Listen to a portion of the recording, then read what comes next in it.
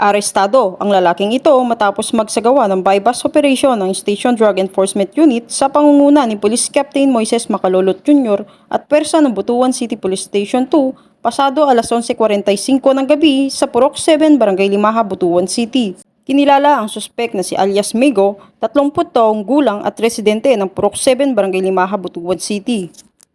Sa operasyon, nakumpiska ang 7 pakete ng shabu at 1 pakete ng bypass item na may tinatayang bigat na 3 gramo na nagkakahalaga ng 20,000 at 400 piso at 1,000 piso bilang bypass money.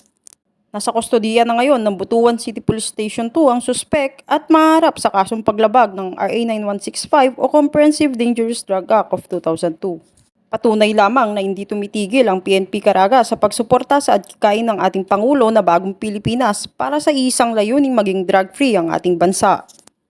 Mula dito sa Police Regional Office 13, ako ang iyong PNN Correspondent, Patrolwoman Karen E. Malilin, alagad ng batas, taga-taguyod ng Balitang Pulis.